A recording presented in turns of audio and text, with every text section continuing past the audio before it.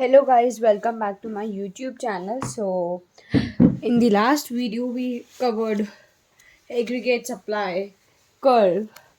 In this video we will cover propensity to consume and many more things. So this is chapter, or we should rather say it is an unit, that is determination of income and employment. Determination of income and employment. This is of class 12th. So today we will be studying the concept of, first I want to tell you the concept of propensity to consume.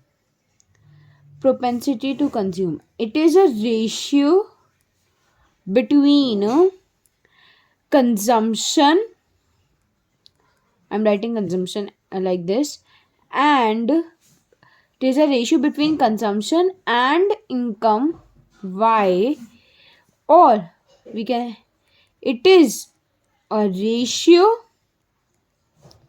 of level of consumption and level of income.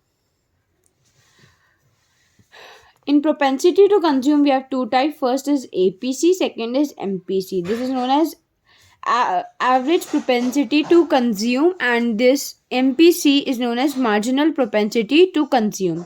The formula for APC is C by Y, and for MPC it is MPC is equal to delta C by delta Y. The ones who have seen my previous videos will know this formula because ये मैंने उस time ही समझा दिया था. Now let's take first of all APC. APC is the ratio between consumption and income. बिल्कुल फॉर्मूले से ही आप बना सकते हो. जैसे consumption with respect to income है, ऐसी ratio between consumption and income. APC की स्टेजेस देख ले. एपीसी का इनडायरेक्ट रिलेशनशिप है, एबीसी डिक्रीज होगी अगर इनकम इंक्रीज होगी. ठीक है.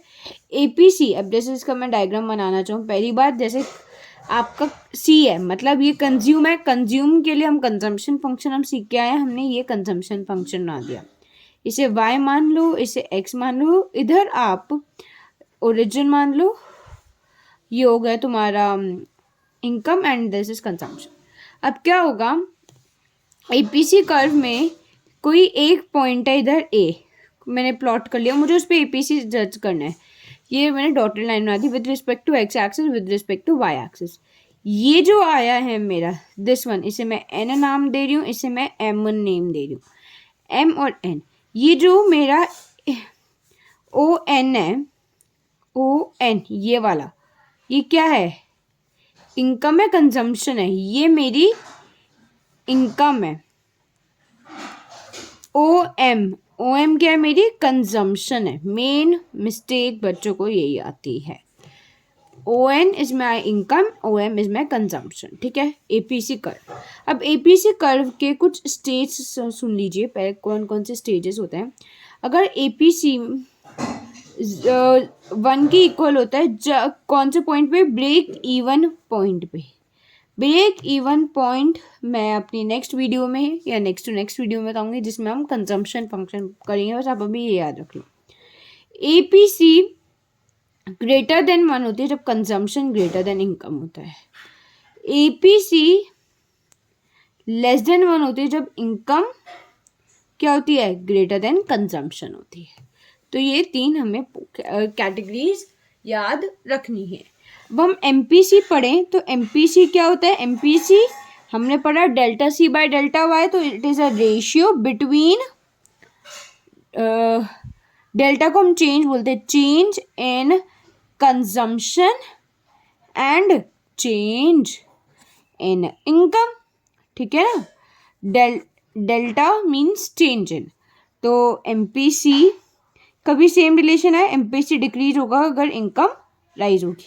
इसका कर्व व्यू बना के देख लेते हैं. ये हो गए वाई एक्सिस, ये हो गई आपकी एक्स एक्सिस, ये हो गया आपका कंजम्पशन कर्व. अब जैसे मैंने बोला चेंज, तो चेंज किसी 2 पॉइंट पे देखा जाएगा, तो इसलिए हम 2 पॉइंट प्लॉट करते हैं इसमें। एक पॉइंट ये मान लो ए, ये एक ये बी मान लो, इसे x1 y1 y2 x1 x2 origin. अगर हम अब MPC का फॉर्मूला क्या होगा, delta C by delta Y, ये फॉर्मूला होता है। अब इसके हिसाब से देखा जाए तो क्या फॉर्मूला, मैं इधर लिख देती हूँ, इधर क्या फॉर्मूला बन जाएगा, ये बन जाएगा तुम्हारा MPC डेल्टा C के मतलब चेंज इन कंजम्पशन, कंजम्पशन मेरी ये तो देखो मैं लिख देती हूँ उधर, ये हमारी इनकम है, ये हमारा कंजम्पशन है, ठीक है। कंजम्पशन में चेंज क्या है, y1 माइनस y2, तो क्या करेंगे y1 माइनस y2, नीचे वाले में x1 माइनस x2, ठीक है। तो हम ऐसे निकालेंगे, ये हो गया हमारा MPC। तो हमने APC पढ़ लिया, MPC पढ़ लिया। अब हम प्रोपेंसिटी टू सेव पढ़ते हैं, ये प्रोपेंसिटी टू कंज्यूम था, अब हम प्रोपेंसिटी टू सेव पढ़ते हैं। हम अब पढ़